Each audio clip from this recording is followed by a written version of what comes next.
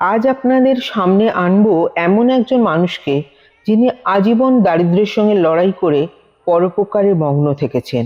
নিজের শেষটুকু দিয়ে মানুষের উপকারে ব্রতী একজন মানুষ রামপ্রসাদ সরকার। এই চারিদিকে বিদ্যা মাতলা নদী বেষ্টিত একটা দ্বীপে আমি বাস করছি। আমার জন্ম এখানে এবং এখানে আমার জীবন, বেড়ে ওঠা, পড়াশোনা সবকিছুই।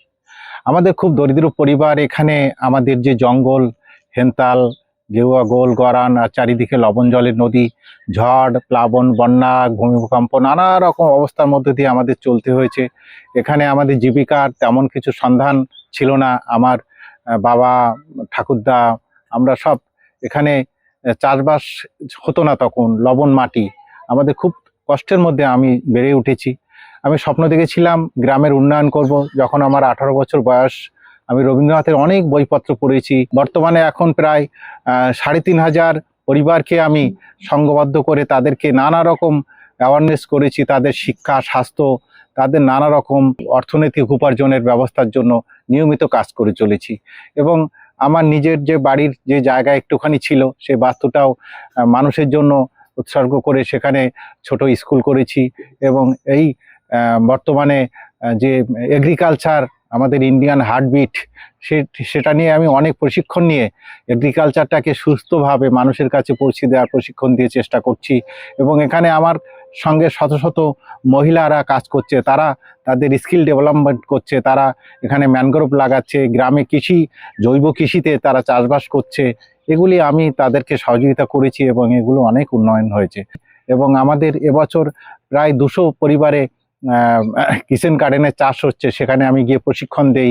এবং সেই চাষের যে ফসল, শাকসবজি একেবারে বিষমুক্ত, একেবারে জৈব কৃষি, সেগুলো তারা বাজারে বিক্রি করতে পারছে এবং তারা খাওয়া দাওয়া করে এগুলি তারা সুস্থভাবে জীবন রাখতে পারছে। আমরা এই বাঁধে কাজ করি, এই চারা লাগানো কাজ করি। এই যে আমাদের বাঁধ রক্ষা করার জন্য নোনা জল ঢুকে যায় ভেঙে। আর এই কাজের মূল সূত্র হচ্ছে আমাদের রামপ্রসাদ। এই কাজ আমাদের রামপ্রসাদ এনেছে এখানে। আমরা এই ম্যানগ্রোভ লাগাতে আসি এবং আমাদের এই যে রামপ্রসাদ দা, উনি খুব আমাদের একজন গর্বিত ভালো মানুষ, কারণ ওনার জন্য আমাদের এই ম্যানগ্রোভ দাদা আসতে পেরেছে, এই জন্য আমরা গাছও লাগাতে পারি। এই তো কদিন আগে একজনকে কুমিরে নিয়ে গেল। এখন আমাদের এখানে মা বোনেরা তার স্বামী যখন নদীতে মাছ কাঁকড়া ধরতে যায়, শাঁখা সিঁদুর পরা, আর কয়েকদিন পরে যখন সে আর ফেরে না, তখন ওই নৌকা ঘাটেই কাঁদতে থাকে। এগুলো আমার বাস্তবে একেবারে দেখা।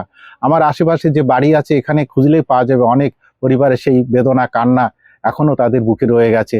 তাদের বাচ্চারা ঠিক মতো না পড়াশুনো করতে পারে, না কিছু খাদ্য তাদের কাছে আছে। এরকম পরিবেশের মধ্যে আমাদের এখানকার জীবনযাত্রা চলে। আর এখনো যে জীবনযাত্রা, আমরা এতদিন পরেও আমাদের কিন্তু জীবিকার সন্ধান এখানে নেই।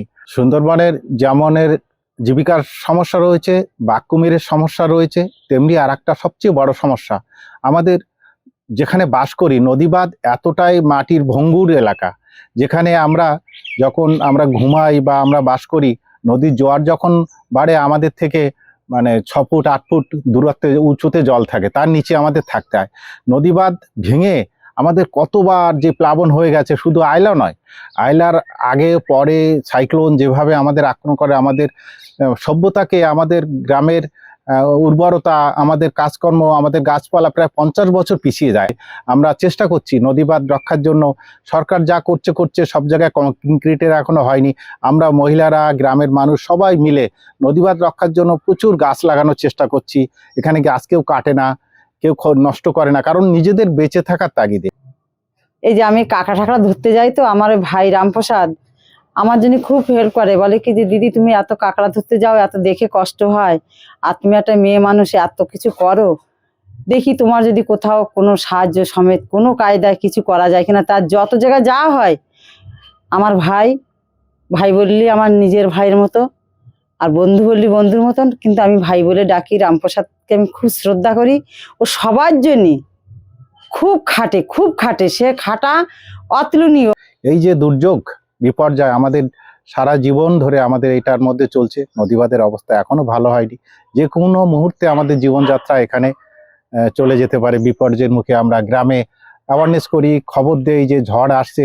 এখন জীবনহানি একটু যদিও কম হচ্ছে, কিন্তু আমাদের সেই মাটির উর্বরতা বা আমাদের শস্যের যে অবস্থানটা, মাটির লবণ জল বারবার এসে গিয়ে আমাদের ভাঙছে এবং রিস্ক থাকে। একবার ফসল হলেই যে আমরা পাবো এরকম, ধান চাষ করলে যে ধান পাবো এরকম কোনো বিষয় থাকে না। বেশিরভাগ লোক যাচ্ছে নদীতে মাছ কাঁকড়া ধরতে, সেখানে তাদের অ্যাক্সিডেন্ট হয়ে যাচ্ছে। এগুলো আমাদের খুব একটা বিপর্যয় আমাদের জীবনে, এখানকার সুন্দরবনের মানুষের। যে আমাদের এখানে যে সমস্ত অসহায় কাজকর্ম করার জায়গা আমাদের নেই, কিছু যদি প্রজেক্ট বা কিছু মাধ্যম দিয়ে এদেরকে বিকল্প জীবন জীবিকা যদি হয়, তাহলে আমাদের এখানকার জীবিকাটার একটু উন্নত হতে পারে। এইরকম মানুষ আছেন বলেই সমাজ এখনো টিকে আছে। নিজের সুখ স্বাচ্ছন্দ্য বিসর্জন দিয়ে শুধু মানুষের কথা আমরা কজন ভাবি। আর একটা কথা, যদি কেউ রামপ্রসাদ সরকারের সঙ্গে হাত মিলিয়ে মানুষের সেবা করতে চান, তবে অবশ্যই যোগাযোগ করতে পারেন এই নম্বরে। কপাল দয়াল গেল না আমার, দুঃখেরই কপাল।